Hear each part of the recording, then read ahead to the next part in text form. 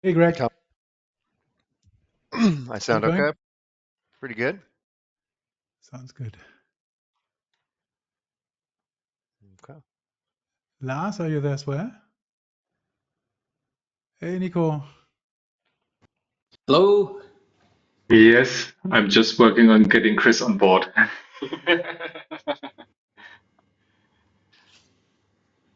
Is that difficult?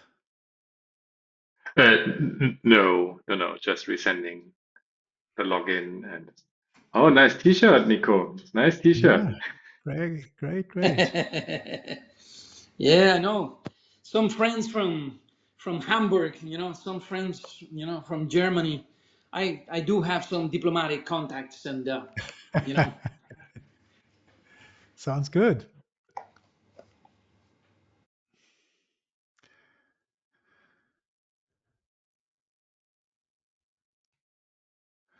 Lars, I have negligently pressed the start broadcast or something button. Why do you do this?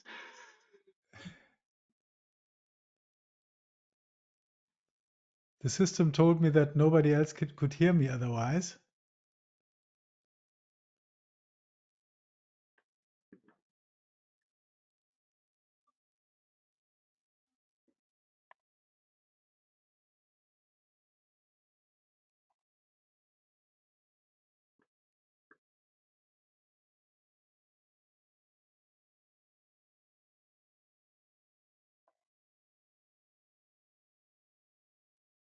So good morning, good afternoon, good evening. Welcome to the ICANN82 Readout webinar. There are still people joining the room. Please hold the line. The webinar will begin shortly.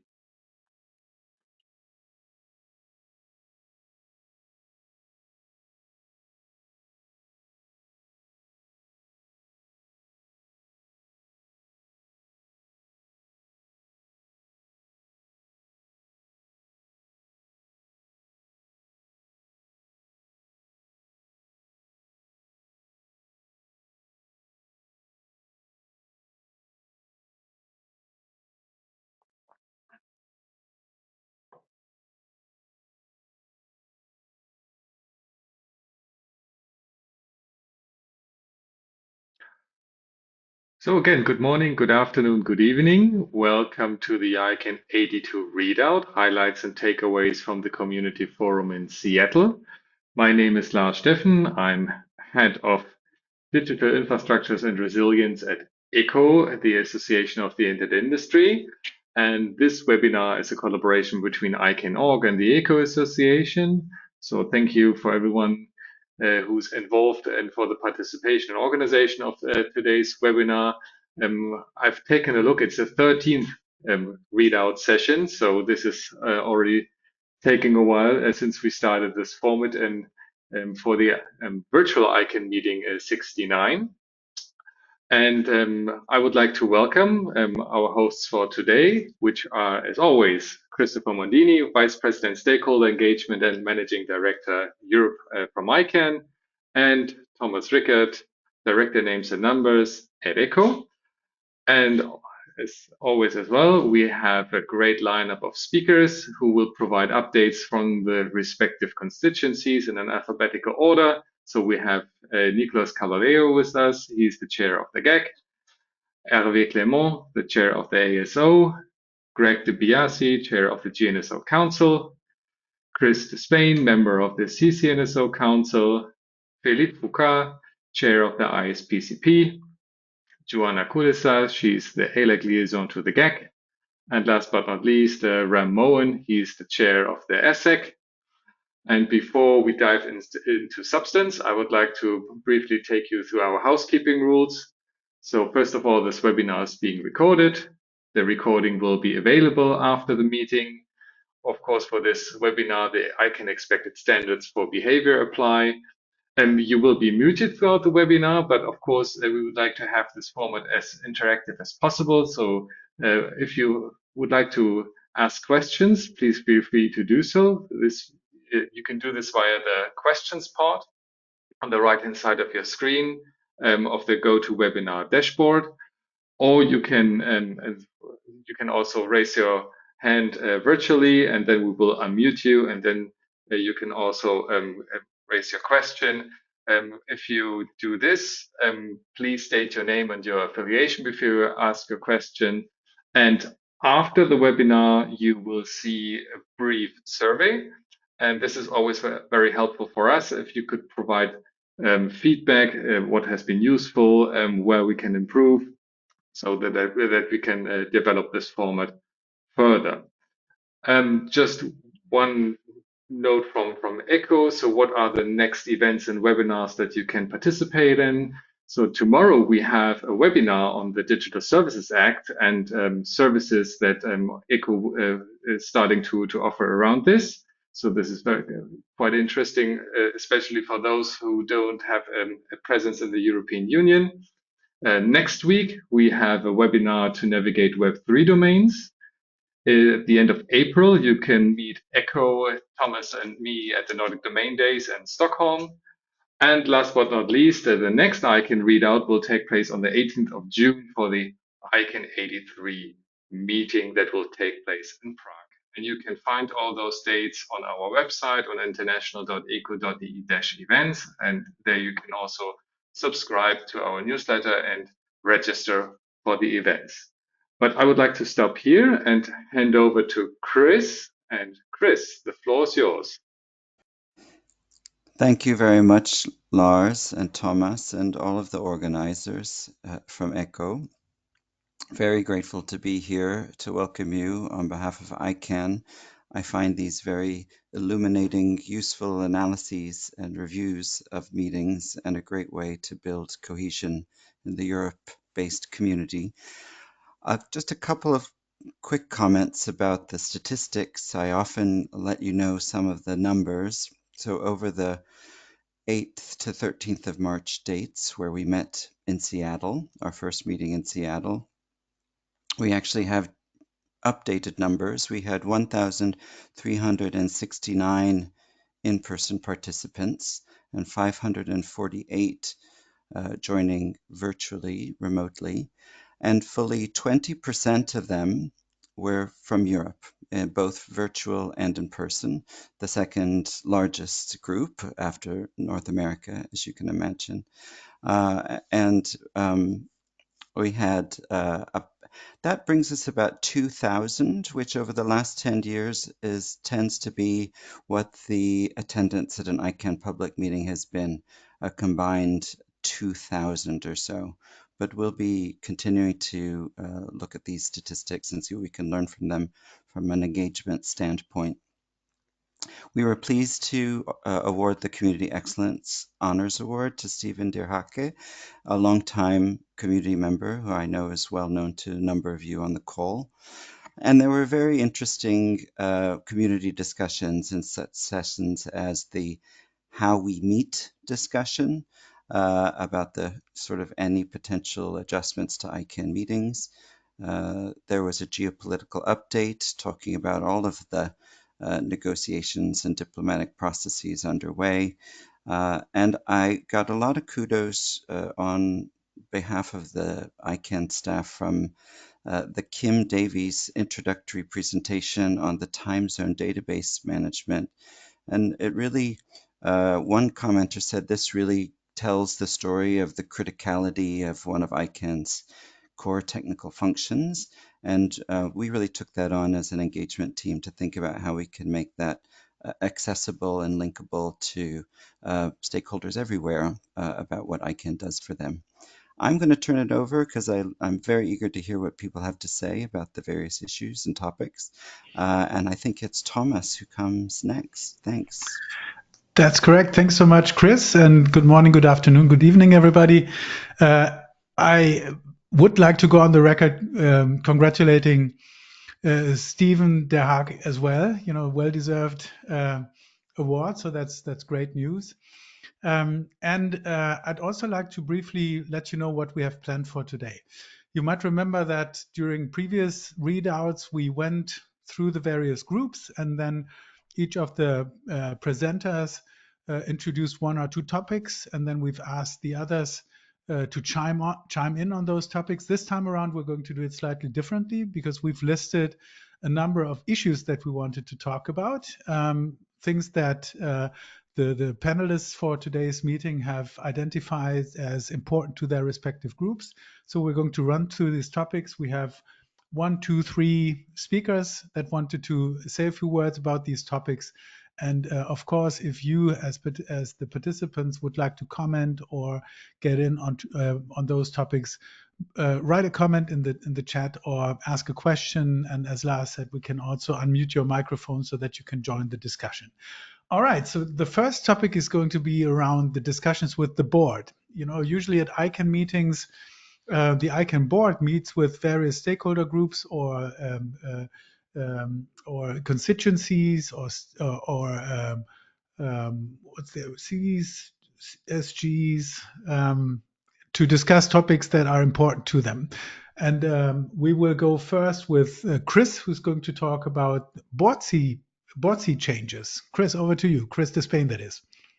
Thank you, Thomas. Hello, everybody. This is Chris Despain. Yes, I'll be very brief because there's not a huge amount to say, although of course it's a very important topic. So 2 things.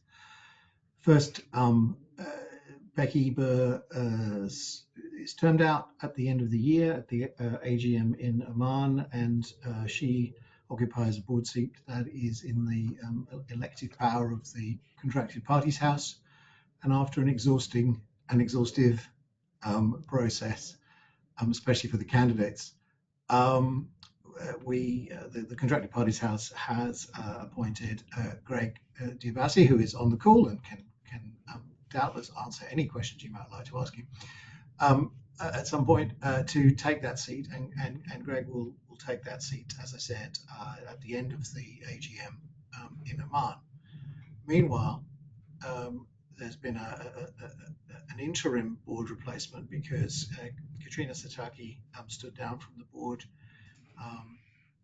last year, and she had another 2 years to run, but she stood down, and so the CCNSO has gone through its process of replacing her. She had her CCNSO board seat, and the CCNSO elected Byron Holland, who I know a number of you will know, to replace her, and he has already taken his seat on the board. He was sucked into the board vortex during the meeting in wherever we were a couple of weeks ago, and it's a fire hose of information for new board members. But I've no doubt that Byron will be more than capable.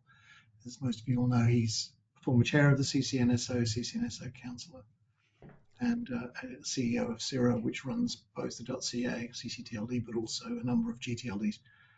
That's it. That's what's happened so far. I hope that's enough for you, Thomas. Thank you so much, Chris. And by the way, the third group that I was struggling to get the acronym for is AC. So we have constituencies, stakeholder groups, and advisory committees. Those are the 3 types of groups that the board usually regularly meets with. Now, I do know that Philippe would like to talk about his discussions with the board as well. Thanks, Thomas. Philippe Foucault. Yeah, thanks for having me. I wanted to allude to a slightly different topic. The discussions we had with the board during that meeting, as those who attended the meeting would know, we generally have one single question for each and every constituency.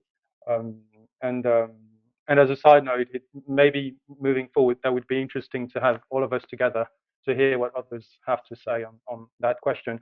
And that question was the following. I had to go back to my email to get it right. How can we work more closely together to ensure governments are encouraged not to legislate around the multi-stakeholder model? And the commercial stakeholder group,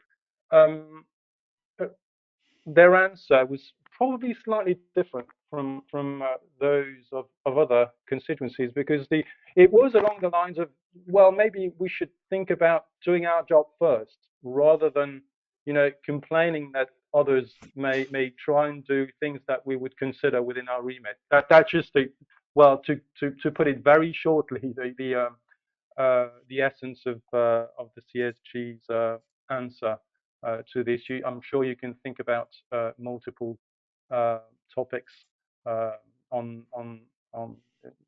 as examples. But we had a robust and interesting discussion on the topic with the board on this. I think we all agree that on a number of those we need to work more quickly, I guess, and deliver on some of those topics. And that's probably the reason why, for good or bad, legislators legislate as they do, and even if the end result may not be pleasing to a number of us. Back to you, Thomas. All right. Thanks, Philippe. The next topic on the list is the pilot holistic review. That's a fun topic. And again, we have Chris and then Philippe who volunteered to speak to that. But I promise that after that, we're going to have topics where other panelists are going to chime in as well. Right? Chris, over to you. Unless I take the next hour and a half talking about the pilot holistic review, which, trust me, is possible. We have the power to mute your microphone, right? Exactly. And I'm aware of that, so I'm not going to give you that opportunity. It actually fits very, very closely under discussions with the board, because in fact it turned into a far bigger discussion than just about the pilot holistic review. I'll be as quick as I can. Basically, the pilot holistic review, we've been working on what the remit of the pilot holistic review is for some time now, and we reached a point where we didn't think we had consensus amongst the working group, the review team, about what the role of that review team was, or consensus about what's supposed to be happening with holistic reviews. So we reached out to the board operational organizational effectiveness committee, had a conversation with them before the meeting, and we were going to spend some time at the meeting actually discussing with various parties what the answers to our questions were.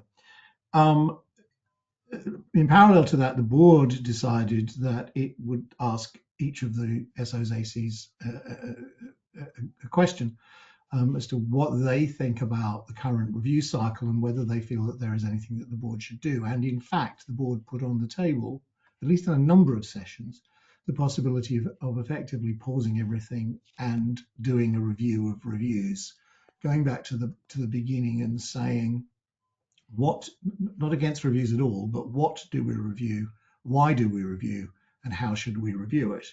And partly that arises from the simple fact that the current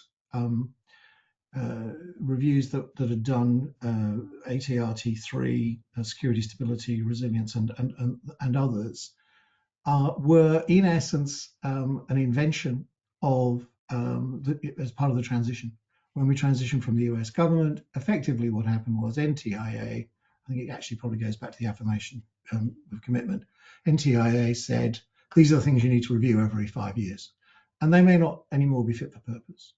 So we found ourselves discussing the future of the pilot holistic review, and therefore the holistic review, in the context of whether or not there will be, in fact, a review of all reviews. So at the moment, we're waiting to see what the board wants to do. The pilot holistic review, Sophie Hay and I, the joint chairs of the pilot holistic review, have written formally to the board, to the OEC, to the chairs of each SO and AC, and to the chairs of ATRT3 who made the recommendations. That's Cheryl Langdon and Pat Kane from VeriSign. And that is, I think, on the correspondence page. If it isn't, it will be very soon. And that sets out a proposal of a way forward that we could take in the event that the board decides that it does want to proceed rather than doing a review of reviews. And very quickly, that proposal is simply to bifurcate the two sides. There is the review of the continuous improvement efforts of the SOs and ACs. Currently, those continuous improvement efforts are being put together. So to deal with that separately and say, let's do a review of their continuous improvement efforts, which by definition we can only do once they've done some continuous improvement. And on the other side of the fence, a structural review of ICANN, and we would need to build design a structural review utilizing the current terms of bylaws and terms of reference for such reviews. We've said we can do it. Not that it'll be easy, but we can do it. But we're currently waiting to see which direction the board wants to move in. Thanks. All right, great, thank you. Philip, you also wanted to come in on that topic. Yeah, well, I haven't much to add really to what Chris just said. We discussed this with the board, and the issue is really to, as Chris said, to sort of dissociate the variables, try and make sure that we don't have overlaps between the various tracks, ranging from incremental improvements on one side of the spectrum versus structural review on the other side. Our view within the CSG was that we should be forward-looking and probably start thinking about the bigger picture first, mindful that this is also the most challenging, so that would take time.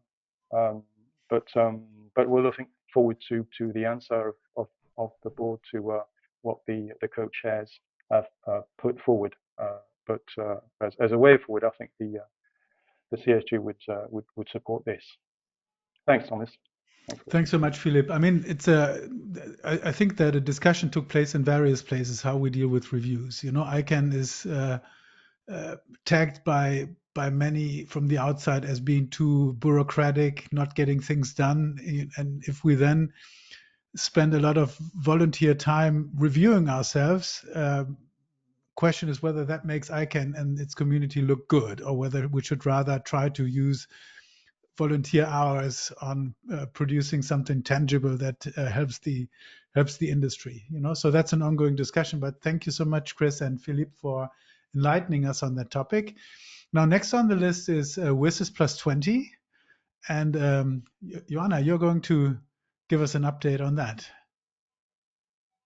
Indeed, thank you so much for having me today, Thomas, and it's always a pleasure to join these very condensed, very concise meetings, giving us a chance to review all the work that was done and is yet ahead of us as the ICANN community. I'm going to start us off with WSIS plus 20, acting as the at-large liaison to the GAC, since the topic is very high on the agenda of both constituencies, but I very much look forward to intervention from Chris de Spain, who's been leading ICANN's community work on this, and Nicolas Caballero, who has been very kind and generous hosting these discussions as part of our bilaterals.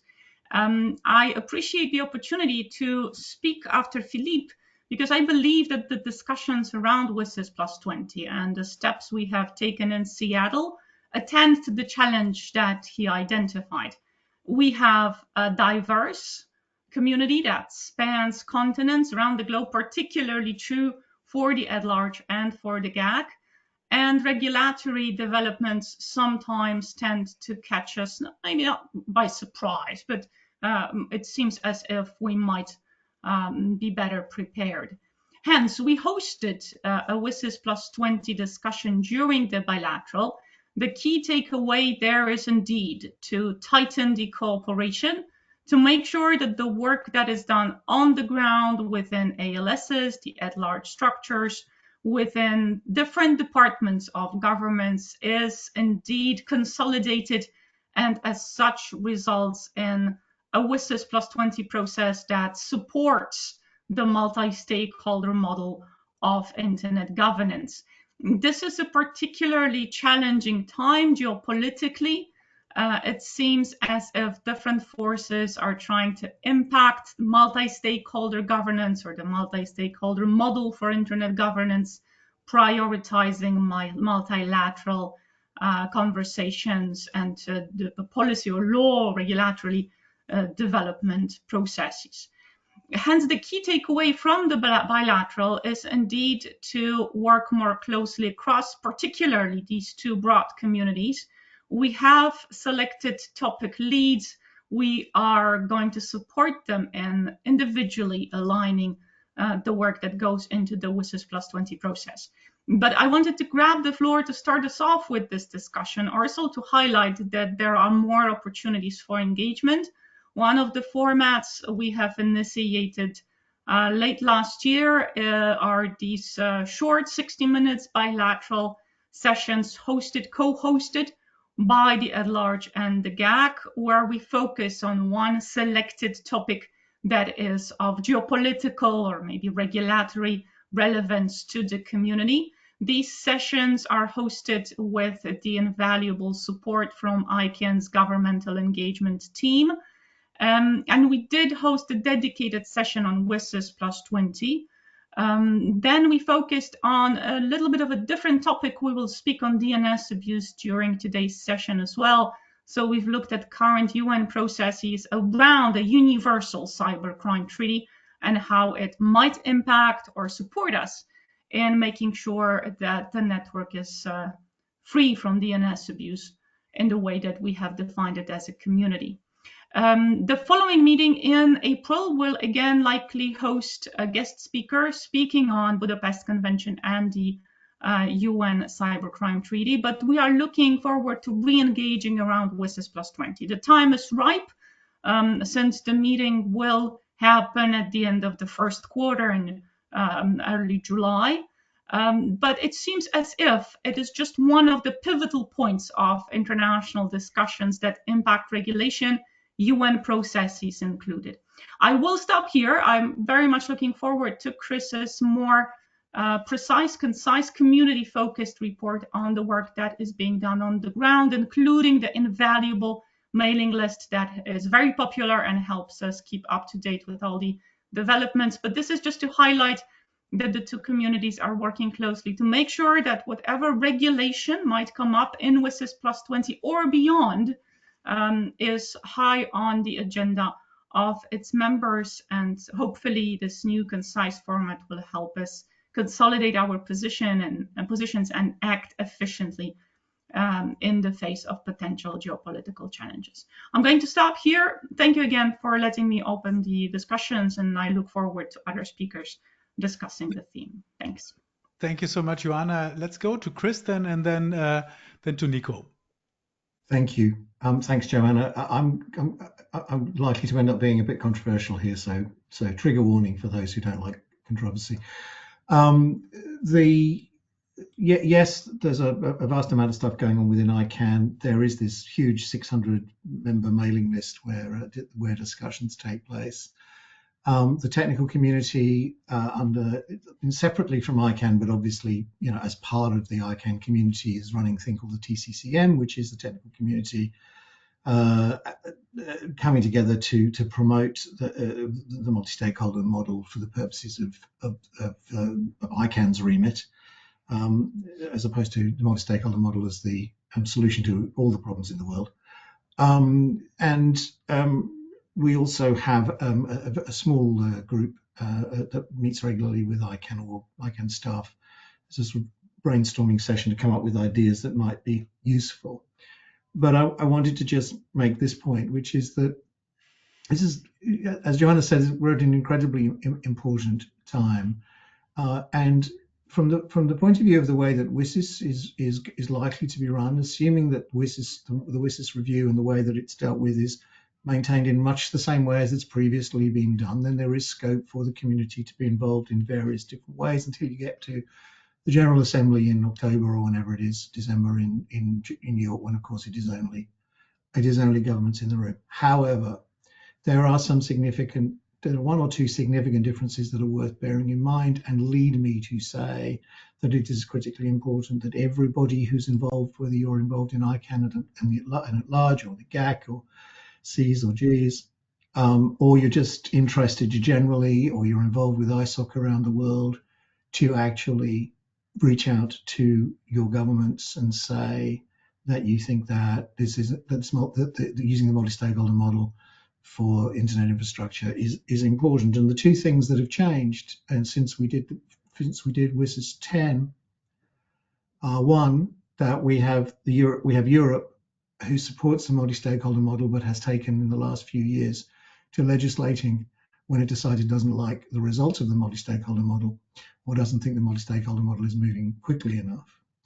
And secondly, and perhaps far more importantly, we have the US government, who have until now always been the major sponsor small s, of the multi-stakeholder model around the world, and a bulwark against attempts by some territories and countries to change that. And the truth of the matter is we haven't the faintest idea what the US government is likely to do in this context as we go into the WSIS process for the rest of this year.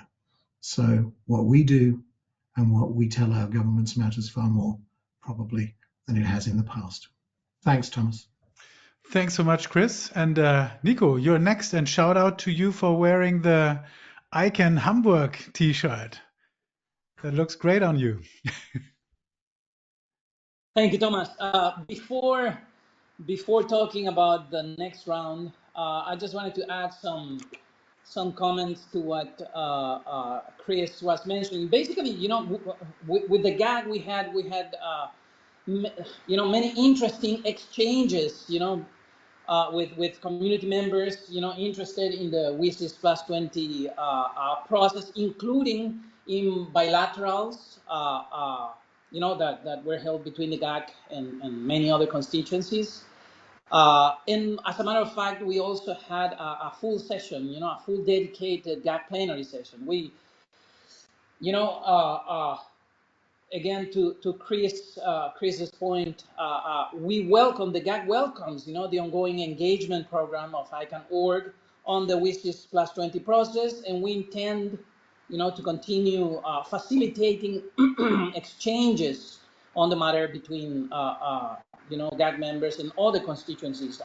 I don't have a clear idea about what specific governments, you know, might or might not do in the near future. But in any case, you know, I just wanted to confirm that we intend to continue facilitating, you know, those exchanges with other constituencies and stakeholder groups. And one last thing is, you know, we in the GAC prefer to say multi-stakeholder approach, not necessarily multi-stakeholder model, right? So that's basically what I wanted to say regarding the WSIS plus 20 process, to which Joanna and Chris have already commented on. I was going to talk a little bit about the next round, which seems to be like the sexy you know, topic nowadays for obvious reasons. Not that the GAG necessarily has a stake or any kind of special interest other than, you know, the public interest, you know, as I always say. In that sense, we received, you know, a detailed update from ICANN.org, and thank you again, Chris Mondini, and you know, and your team and the full ICANN.org team. You know, in anticipation of the next round of generic TLDs, that, as everybody knows, is expected for 2026, if I'm not mistaken, ish. So, you know, they provided us with updates on efforts that are, you know, currently being undertaken by the IRT, the implementation review team, you know, to implement these policy recommendations for an updated applicant guidebook by May 2025. I'm not going to get into the details, and I'm not going to talk too much about the applicant support program, you know, to which Joanna will be will be talking a little bit about in just a second. But in terms of the other important things, you know, for the GAC, and as a matter of fact, this was included under issues of importance for the GAC, are two other items, two other topics. The first one being the applicant, apart from the applicant support program, I say, right? The applicant fees and refunds and the global outreach, you know, and promotion, you know, the ICANN in your language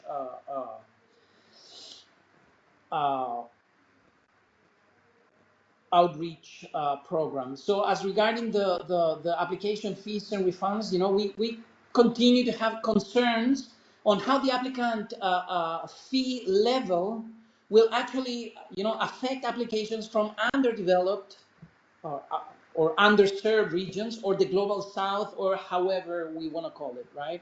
Some members also, asked about the level of applicant refunds, very especially when an application is withdrawn early for whatever reason. We're not going to get into the details, but for whatever reason, the application is withdrawn. So in such circumstances, the kinds of refund categories, if above or below the 65%, might or might not be appropriate, and so on and so forth. And we could discuss about this for hours, but for the sake of time, I'll just go on to the next important topic, which is the global outreach. And in that sense, I just wanted to mention that we also encourage ICANN.org to further develop and promote its on-demand translation of the new GTLD program materials. The ICANN in your language initiative, to enhance outreach and engagement in the next round, basically by extending, coverage beyond, the 6 ICANN languages. I'm not sure, and I stand to be corrected here, I'm not sure if Portuguese is part of the 6 ICANN languages, and please excuse my utter ignorance in that sense, but excluding 400 million Portuguese speakers, I don't think that would be a very good idea. So let me stop here in order to see if we have questions, or I don't know, maybe Joanna, you would like to chime in regarding the ASP, the Applicant Support Program, or you want me to speak about that. I'll be glad to, but at this point, let me stop and give you the floor. Yeah, why don't we go to Joanna, and then Nico, if you want to, you can add to that, and others as well, certainly. Joanna. Certainly. Thank you very much. Thank you, Nico. And also many thanks to Chris. This shout out for consolidated policy work when it comes to facilitating the multi-stakeholder approach to internet governance is very timely and most appreciated. I believe this is of highest importance to all of the communities. Now, speaking on both the next round of GTLDs and the applicant support program, but also on our next topic, which is DNS abuse, I asked for the floor to report on a session that we hosted as the at-large, reviewing the promise that was made at the end of the previous round of GTLDs. This session, as already said, included both topics. Hence, there was feedback on the applicant support program, where it stands and what it might be, whether it meets the expectations of the community, as well as on the highly anticipated informal report and the way forward for DNS abuse. I'm going to start with the first topic, which is the applicant support program. The overall feedback we have received during our dedicated session, trying to get a feel of the room, a feel of the community, where we stand, and whether the applicant support program meets the promise from the previous round, whether we have learned from the lessons of the past. I regretfully need to report that the answer to that question was utterly negative. It seems as if the applicant support program, despite best efforts, does not fully meet the expectations of the community, partially because of reasons that Nico already mentioned. The financial burden will likely disincentivize underserved regions, smaller entrepreneurs. We've heard in the room comments from our individual community members saying this program remains a game, a scheme for those who already have invested into the system and will likely want to further develop their position. Now, this is not to say that the applicant support program is not going to achieve the original aims, but there seems to be a certain reluctance in the community to take on the help that is being offered, the risk that comes with filing an application, the limited reimbursement that might be received, and particularly the knowledge of the market. We, as the at-large, focus not only on getting new players onto the ground, onto the next round of GTLDs, but also to make sure that that model is sustainable. So if we do manage to have underserved regions joining the process, we would want to make sure that those whom we encourage actually are able to then sustain whatever domain they will want to host. So in that sense, the applicant support program, because of certain financial issues and because of maybe capacity building potential that is still out there, and I know that the stakeholder engagement group is doing a lot, making sure that particularly those who might be new to this community, might be new to this environment, are sufficiently supported. Those efforts are truly appreciated. However, the takeaway from our session was that the program might attend more closely to the needs of those who are not very well established as members of the registrars and registries community. I'm going to stop here and just check if we have any feedback on the applicant support program. If it is, however, recommended, I do note we are moving swiftly with our agenda. I'm glad to speak. Also, we start the discussion on DNS abuse, since that was the second component of that session. Would that work, Joanna, Thomas? let's go to Nico first. He has raised his hand. So I understand, Nico, that you would like to add to the applicant support program discussion. Thank you, Thomas. No. Just to say that apart from the next round of GTLDs and the WSIS plus 20 topics to which we have already referred, the GAC also, talked about domain name registration data, and in that sense, we emphasize the importance of ensuring, accuracy, privacy, security in domain name registration data. We call for basically, continued collaboration between ICANN and stakeholders, to address challenges related to data access and compliance with global privacy regulations. And I also very quickly wanted to add that, another topic we covered that is very important for the GAC is the ICANN Community Participant Code of Conduct concerning SOIs or statements of interest, right? We support efforts, to enhance transparency and accountability within the ICANN community, as everybody knows, and we have already given advice in that regard previously. We again encourage the adoption of a robust code of conduct for participants, particularly concerning the disclosure of statements of interest, as I said before, basically to maintain trust and integrity in decision-making processes. And we'll talk about DNS abuse in a little while, so I'll stop here. Thank you, Jonah. All right. Thanks so much, Nico, and thanks for bringing up the topic of SOIs. Just to offer a little bit of context to the attendees, there's been a huge discussion. This discussion has been going on for quite a while around to what extent you have to disclose whom you are representing when you're participating in ICANN's working groups and otherwise. And there are some who unfortunately belong to my profession, lawyers, that say that they can't say who they represent.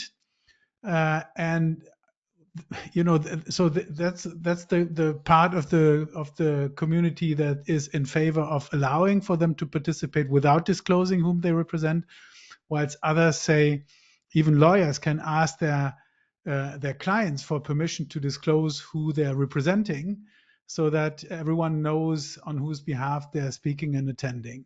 Because there's this risk of undue influence in the policy making process if, let's say, several attorneys, are working on behalf of one entity that then has multiple bites at the apple. All right. Any more hands to chime in on the topic so far? And if not, I suggest, Joanna, that we continue with the conversation on DNS abuse.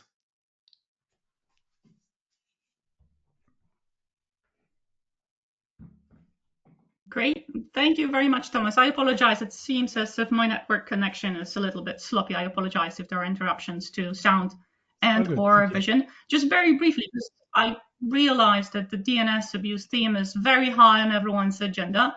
I have, as already said, taken the liberty to report on our at-large's perspective on this vital topic during the said session, whether to question, to understand better whether we are ready for the next round, whether we are ready to fight DNS abuse. The answer here was far more positive. Clearly, DNS abuse remains an issue, but because of the enhanced work from different community members from around the globe, DNS abuse is being addressed at the policy level, probably to the highest possible level, and it is likely the greatest success as community that we have achieved. The comprehensive approach taken by GAC members working together with law enforcement agencies on the ground, but also raising awareness by different communities targeting their individual members, as is the case with the at-large or individual local communities, is highly appreciated. The DNS abuse discussion this time focused around the informal report, highly praised, very interesting, giving us metrics to follow up on. Maybe there is a way to move forward, making those findings more operational. So as much as we are able to better understand where DNS abuse comes from, we might wish to use the results of that relatively fresh new study to better attend to the challenge on the ground. So in terms of reporting from the at-large front, DNS abuse remains very high on our agenda. We appreciate the opportunity to speak to other community members. We hosted a dedicated Naralo roundtable where we talked about DNS abuse and AI, how it might facilitate the work of the bad guys, so to speak, and how we might wish to prevent the deployment of AI to enhance DNS abuse. So in that sense, the at-large remains vigilant on how to best counter DNS abuse, and grateful to the community for all the work that is being done around that topic. Again, I am mindful that we have a long list of speakers here, so I'll leave this as an introduction. And I'll bid my apologies. I do have to drop off the session a little bit earlier today due to conflicting professional commitments. Thank you again so much for having me, and I'm looking forward to hearing others. Thanks so much. Joanna, thank you so much. And if you have to leave in the next few minutes, it's great to have you as always. Thank you for sharing your insights. And I do know that one other panelist, named Chris Spain, also needs to leave a little earlier. So I would suggest that we go to Chris and then we follow up with Nico, Greg, and Philippe. Thanks very much, Thomas. I'm just going to give a very brief overview of the CCNSO DNS Abuse Standing Committee. This is the CCNSO moving into the sort of DNS abuse territory is relatively new territory because, as I'm sure everyone knows, each CC is in charge of its own territory from the point of view of the CCTLD. And so obviously what they do about DNS abuse is not a matter for global policy, but rather a matter for local policy and in some cases, of course, legislation. But that said, the CCNSO has, for the last couple of years, had the DNS Abuse Standing Committee in place, which is charged with looking at best practice, collecting data from other CCTLDs, and also interfacing with other parts of ICANN. So there is a fair bit of work being done across the C&G world with the DNS Abuse Standing Committee and the CPH, Contracted Parties House DNS Abuse Working Group, talking to each other and making sure that everyone is fully aware of what's going on. Nothing specific to report really from the CC DASC meeting in Seattle, but it's an ongoing there's ongoing work, and watch this space. Thanks. Thank you so much. Nico is next. Thank you, Thomas. Thank you, Chris. In that regard, I can say that we the GAC, we received a lot of different perspectives, in meetings with the GNSO, with the CPH, with the ALAC, as Joanna correctly pointed out a while ago, and with the ESAC as well. in general, we can say that these conversations, these interactions, basically seem to reflect, our converging views, right, on the relevance of this data, this newly available data coming from, as you already know, domain metrica, the informal report, and many other sources. But at this point, in order, and again, for the sake of time, let me just say that we reiterated, the urgency of combating DNS abuse, including, phishing, malware, botnets, and so on and so forth, and other malicious activities. We called for stronger, I would say, stronger collaboration among ICANN.org itself, registries, registrars, and law enforcement agencies, to develop truly effective mitigation strategies, right, to ensure, a safer, a way safer DNS ecosystem. I could go on, but let me stop here again for the sake of time. Back to you, Thomas. Thank you so much. So we have more speakers in the queue. So Greg, over to you.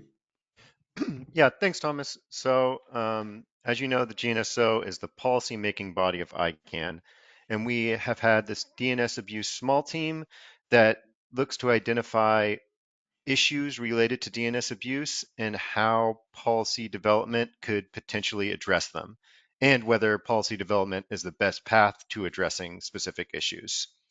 So the first time this team met, we gathered input from the community, what the community was seeing, in an attempt to identify, all possible issues that policy could address. During that first conversation, we found a gap in the ICANN compliance mechanism. Basically, the contracts between ICANN and registrars and registries said that registrars had to respond to abuse reports, but they didn't specifically say that registrars had to mitigate abuse.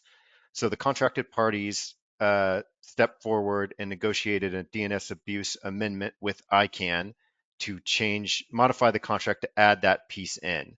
That, when an abuse report is received, contracted parties not only respond to it, but when appropriate, they mitigate that abuse. So the DNS abuse small team went on a hiatus while these DNS abuse amendments were negotiated and went into effect. And the idea was to give compliance time to change their processes, gather metrics, and then report back. So that has happened. It's been a year since the DNS abuse amendments were executed. ICANN compliance has reported back to the GNSO Council on what they're seeing. And also in the meantime, as others have said, there have been other developments. The informal report has been released. There's been increased collaboration between the contracted parties and abuse reporters, and working to develop informal mechanisms to develop abuse, or develop mitigation mechanisms for abuse. So now the DNS abuse small team on the GNSO Council is reconvened. They're going to look at this new data, right? What's coming out of the informal report, metrics from compliance, as well as original recommendations from the DNS abuse small team, which considered things like what is the best way to scope a policy development effort. And some of the thinking there was, focus on a discrete specific issue that if we can wrap our arms around it and have a more efficient PDP, as opposed to looking at, quote, DNS abuse generally, which is harder to define. So that group will be working on ingesting these new inputs and updating recommendations on what's the best way to proceed to address these outstanding issues of DNS abuse. Is it a targeted PDP? Is there other outreach efforts from contracted parties, things of that nature? So that team is getting their work underway and will report back to council in the next couple months, and we will continue addressing this really important topic. All right. Thank you so much, Greg. Philippe, you also wanted to chime in on this one. Thank you, Thomas. Yes, and as a compliment to what Greg has just said, sometimes we're criticized for not being pragmatic at ICANN. And I think the session that we held with the between the commercial stakeholder group and the contracted party house was just the contrary. It was very pragmatic. We went through a number of what the CSG would consider abuse scenarios and discussed those with our CPH colleagues to determine what might be missing in the abuse reports, for example. And obviously we went through the usual copyright infringements versus phishing discussion.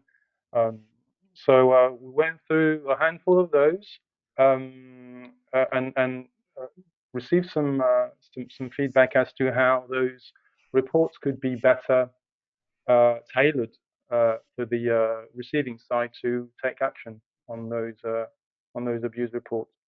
So that was the first of the kind, I think. Obviously, time will tell whether that's sufficient moving forward. I think we should probably have another one of those to determine whether the recommendations, once followed, actually led to a different result. So we'll see. Speaking personally, I put forward one scenario, which was a homographic attack, which I considered a homographic attack, a phishing case. And I should have mentioned this. We didn't talk about specific domain names. We picked up examples. We didn't name names as far as registrars are concerned. So that was all cordial. There was no name dropping. But as far as I am concerned, I'm happy to report that that with the presentation during that session, as well as corridor discussions, 7 days later, the website was suspended because it was considered phishing. So I think, as far as I am concerned, speaking selfishly, that was a success. Thank you, Thomas. Thanks so much, Philippe. And just to maybe add to that, I thought it was fascinating to be in the room for that session, because you have the requestor side, basically or primarily the IPC and the BC, the business constituency and the intellectual property constituency, are typically very vocal about abuse cases and what should be considered DNS abuse and whatnot. And sometimes you get the sense like the contracted parties, who are the ones who are receiving requests, are perceived to be stubborn, just not doing enough, whilst the contracted parties think that maybe the requesters are going too far with their requests. So it was fascinating to see practitioners elaborate on their thinking and as why they can't help with certain things, for technical or legal reasons, and thereby create mutual understanding of why you're dealing with certain cases the way you do. And I think that helps break down barriers between the different camps, so to speak. And I hope that we're going to have more of these sessions, maybe not only in the area of DNS abuse, to help everyone, understand and work more constructively together to resolve these real life issues. Now, anyone else on DNS abuse before we move on? So now it's my pleasure. Hervé, you've been very patiently waiting, so thank you so much for being with us today. That's right, but it was very interesting, so no problem. That's great to hear. So there's an acronym, ICP2 on the slide, and I'm sure that you're going to enlighten the participants as to what that means.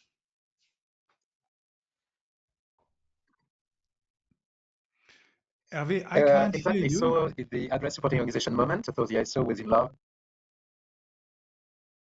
Can you please repeat what you were saying? Because there was an audio issue.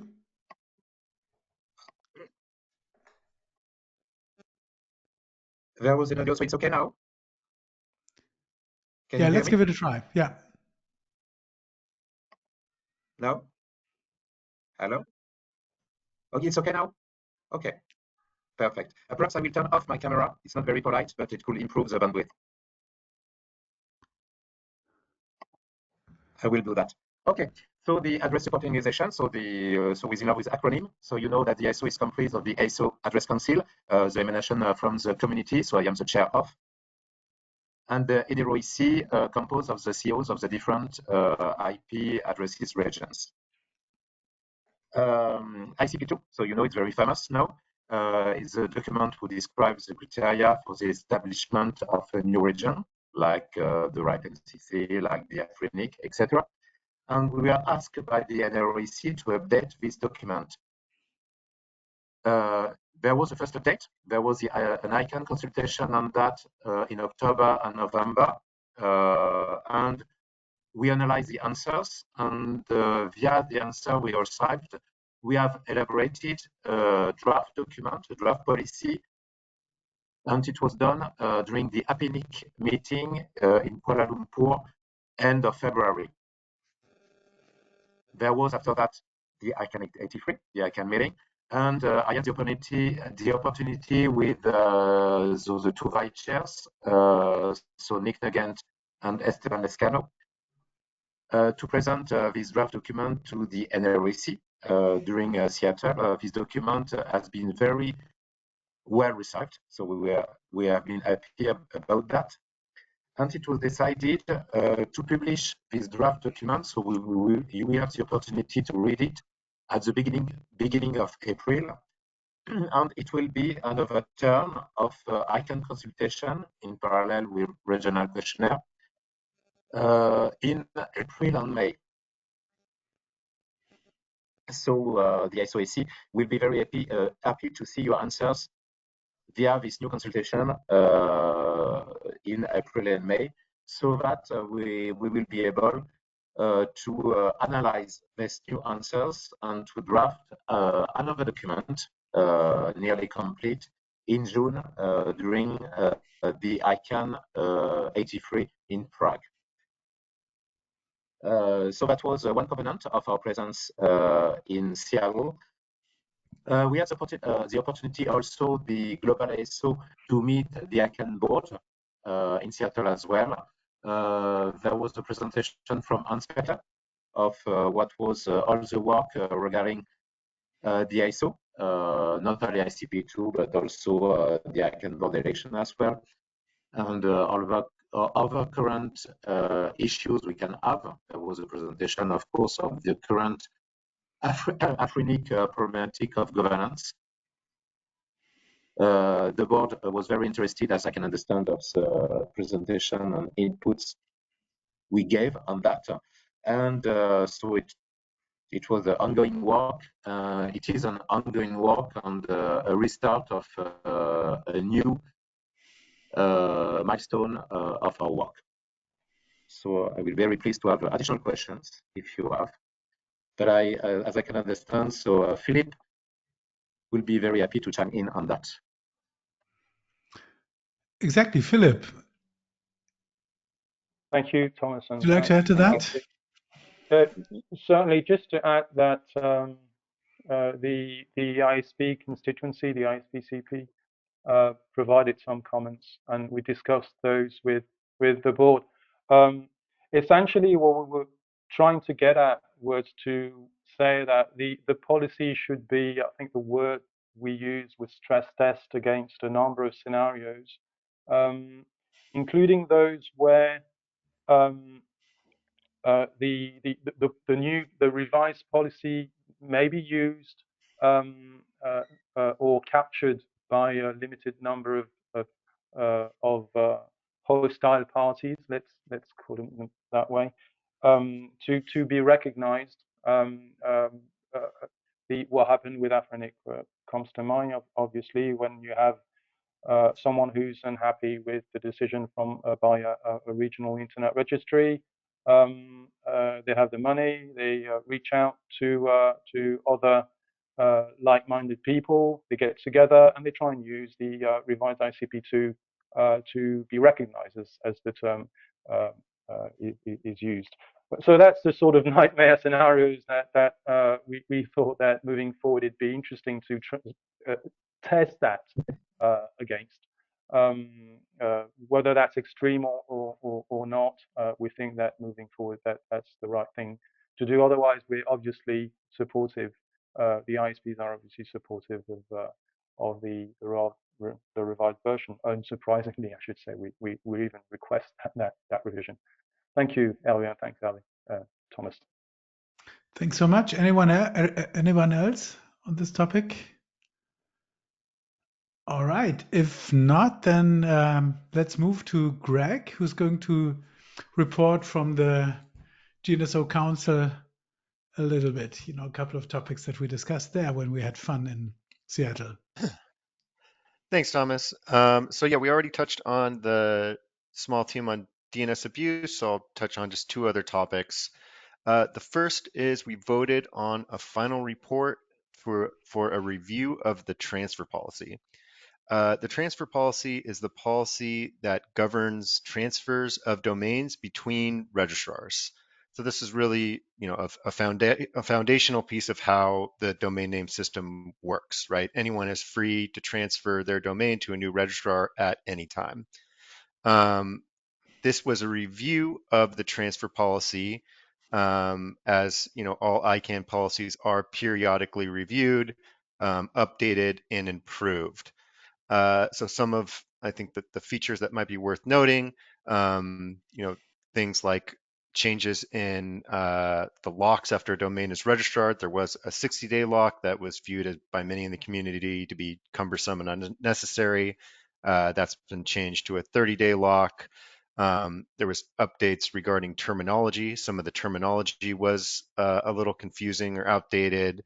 There's more clarity around bulk transfers between registrars, right? Now, all registrars can participate in bulk transfers after portfolio acquisitions, and then just improve security measures. So the working group that put together this report delivered the report to council, gave a detailed overview of what it entailed. I think it's also worth noting that this working group completed this work on schedule and on time. So I think that's a big win for the community and the GNSO. And so we voted to approve it. It will now go to the ICANN board for approval. And then assuming the ICANN board adopts the policy, it will become effective in contracts for registries and registrars after an implementation period. So there'll be an implementation period for registrars to implement the changes to the transfer policy. There will be some changes in operations. So that's the first thing. So that vote was approved. Next, kind of related to what I described on the DNS abuse small team, we're also convening a small team on accuracy. So accuracy is a topic that the GNSO has been focused on for a while. We had a scoping team a little over 2 years ago, I believe, that was trying to scope the issue for a potential PDP. That team ran into some difficulty in assessing the problem that was to be addressed by policy because there's not sample data available, right? Under GDPR and other data privacy regulations, there's not a valid legal purpose to take random registrant samples for the purpose of assessing accuracy. So we went about gathering data a different way. We sent surveys out to all the communities, the SOs, ACs within ICANN for their feedback on what they're seeing as potential issues under this accuracy heading, potential ways to address it, and the timeline to address it. So we got those survey results back. There's definitely some divergence of opinion on this topic, whether what exactly the issue is that policy could address, whether existing mechanisms are sufficient, because there are a number of existing mechanisms within the registrar contracts to ensure accuracy. So the small team is going to go through those survey results, parse out where there seems to be consensus, highlight, if there is a divergence of opinion, let's face that head on, understand what the divergence is, and then produce a report that goes back to council, and we'll decide what the next steps on accuracy are. And so this will kind of happen in parallel with the small team on DNS abuse. There may be some overlap there, but we will see. So I'll leave it there as the two primary updates from GNSO Council. Yeah, thanks so much, Greg. And I can't resist, adding a little bit to that, because there seems to be this fetish, if I may call it so, that if only we had accurate registration data, we would solve all the world's problems. And I think that we need to manage expectations.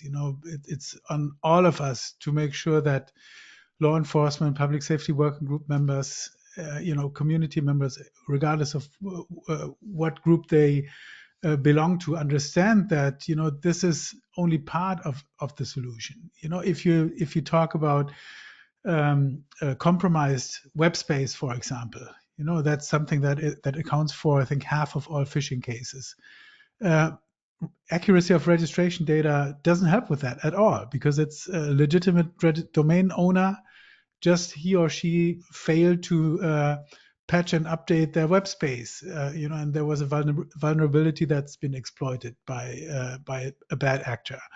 Also, we do know that there are some TLDs that are heavily regulated and where registration data is heavily vetted, and yet those are amongst the ones ranking highest when it comes to abuse, right? So we need to be very careful not to try give the outside world the expectations that if only we had this fabulous registration data, that we would have a silver bullet solution against cybercrime.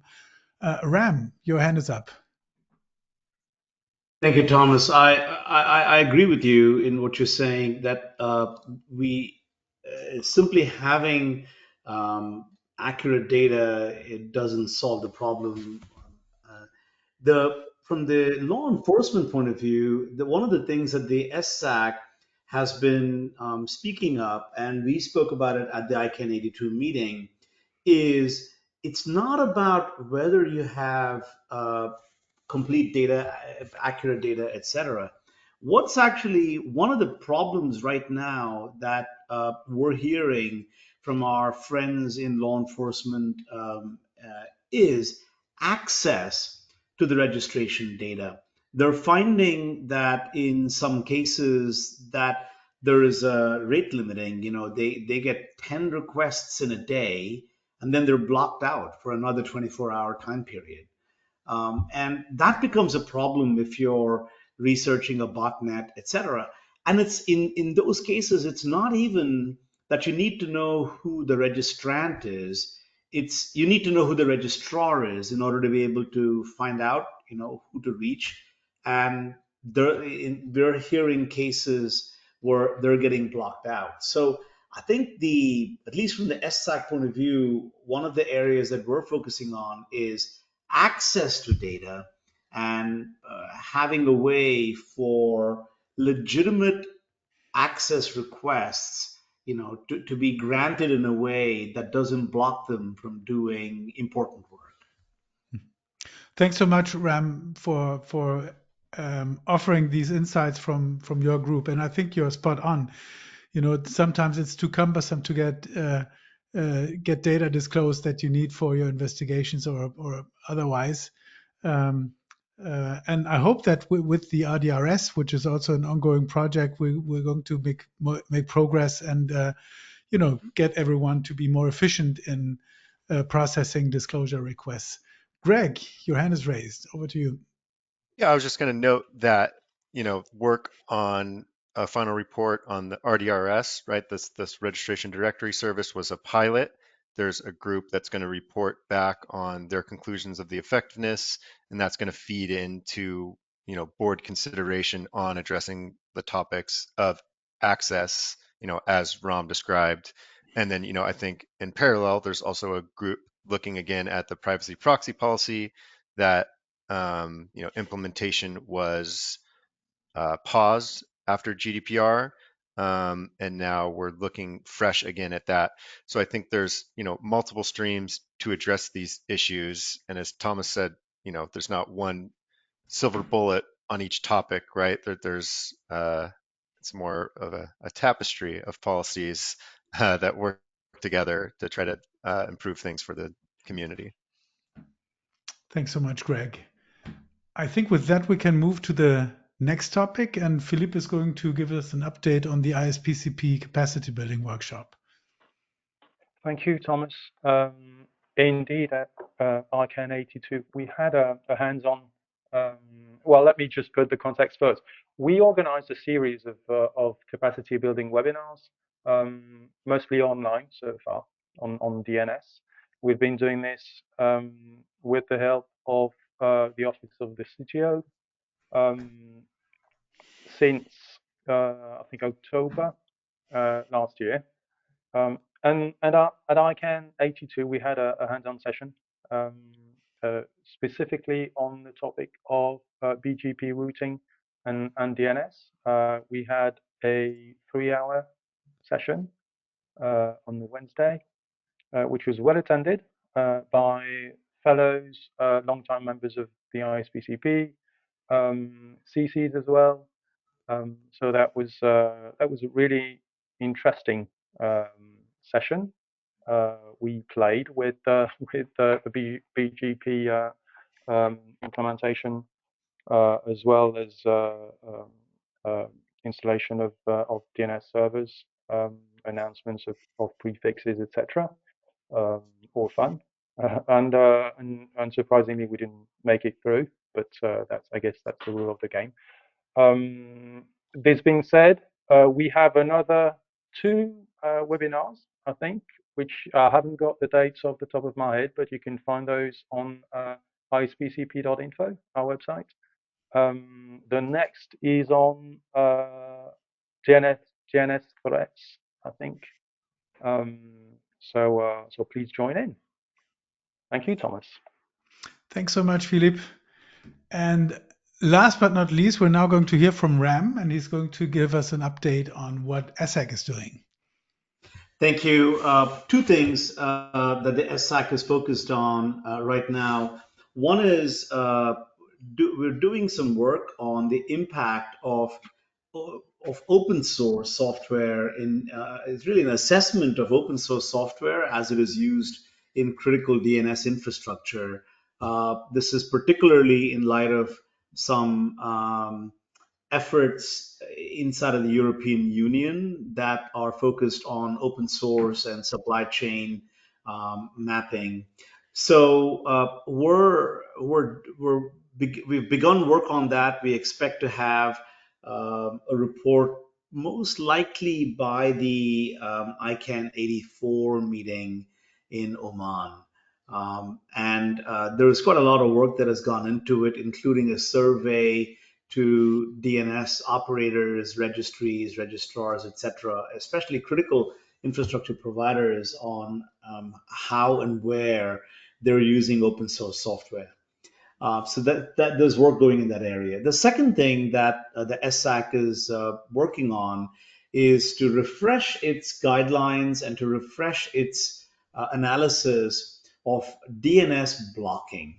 So many years ago, we wrote about DNS blocking, and we had provided some guidance in that area.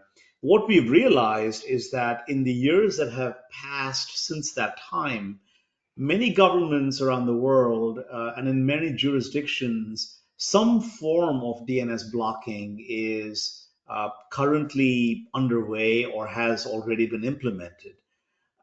And so we're going from our earlier advice, which was don't do it. It's not a good idea to do DNS blocking wholesale. We're moving to a position that reflects reality, that says DNS blocking is here and here to stay.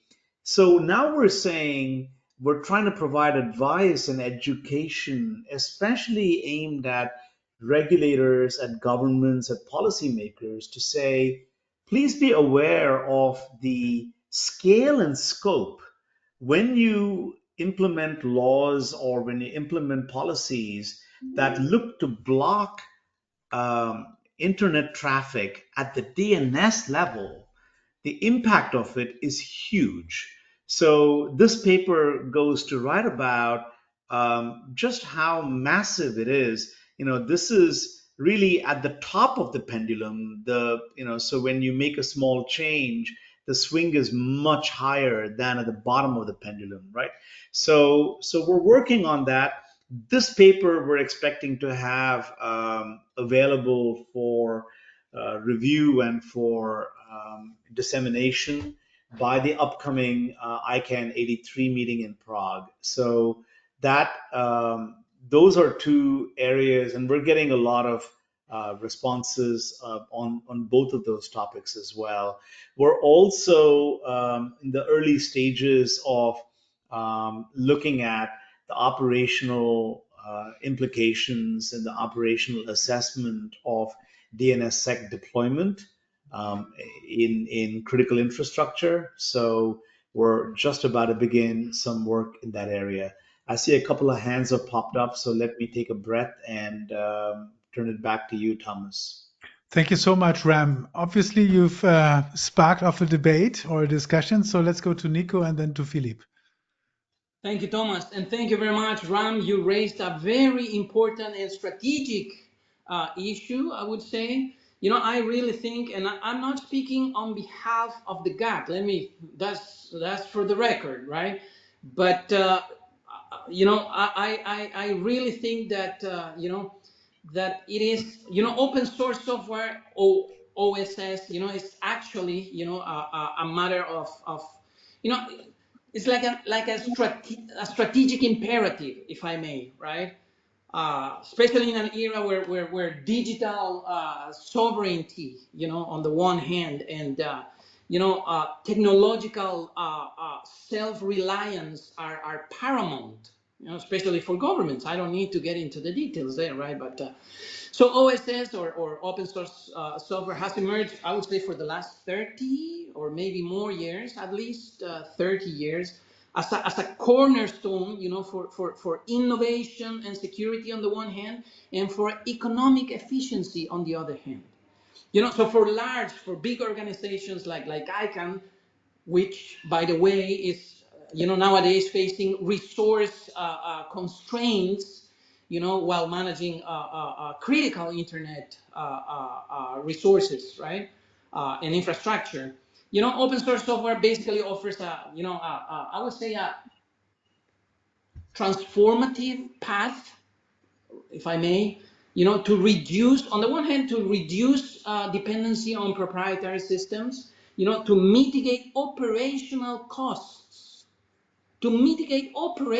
speaking of how we meet and how we can save money by having only 2 face-to-face meetings during the year and one potentially one virtual meeting, and so on and so forth. So we're talking about mitigating operational costs, right?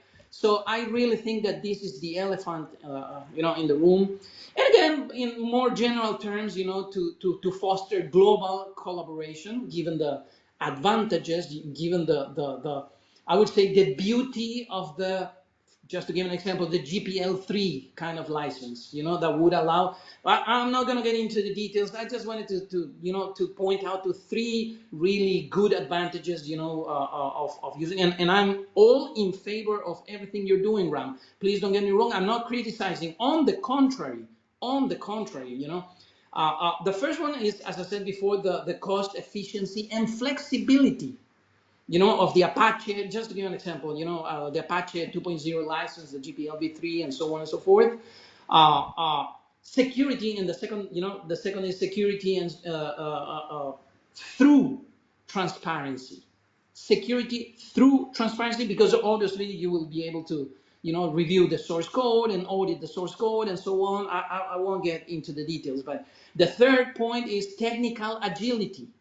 Technical agility in terms of allowing, you know, a rapid adaptation to evolving needs. I don't need to give you an example of well, anyways, we could talk a lot about that, but and I'll finish with this. And sorry for bringing this up at this point, but I really think it's important. You know, the benefit, you know, for governments, and I'm not saying all governments have a stake here, and again, I'm not speaking on behalf of the GAC. I'm just saying that, just to give an example, in terms of economic sovereignty, which would apply to ICANN and how we meet and the whole thing. Just the European Union, and we have governments on this call from the European Union who can attest, to what I'm saying, saved 1.3 billion euros annually by adopting open source software, and thus reducing reliance on proprietary vendors. That's one thing. Just to give another example very quickly, and I'll finish here. Estonia's X-Road system, was built on open standards, on open source software, and they basically cut governance costs. And I stand to be corrected here if any representative of the government of Estonia is here, but it is my understanding that they save 60% costs while ensuring data sovereignty. I'll stop here. I could go on and on and on, but let me just congratulate you, Ram. I'm with you. Fully support your efforts, and you can count me in. I can volunteer as I'll sweep the floor or whatever, serve coffee or do whatever you need in order to help. Thanks so much, Nico. We will pick you up on the clean the floor thing. I guess that's going to be something that a lot of folks would like to witness. We will now go to Philippe, and afterwards I will offer the floor to Chris Mondini in case, Chris, you would like to make some final remarks, and then we can adjourn on time. So, Philippe, please, over to you.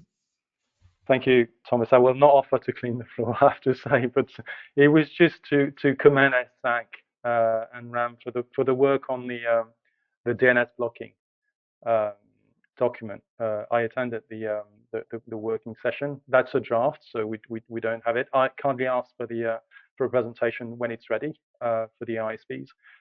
They will be very, as you would guess, very interested in especially I wouldn't call that recommendations, but there are ways to do it properly and other ways that are more harmful, as you said, Ron. So I think they will welcome that. The document as it's phrased, as we could say from a distance, since as I said, it's not available yet, but it's not judgmental. It's very pragmatic, and certainly well articulated. So it's much more pragmatic, I would say, than the previous version, and the ISPs will love that, I think. Thank you, Thomas, and thanks, Ram. Thanks so much, Philippe. Ram, did you want to come in again?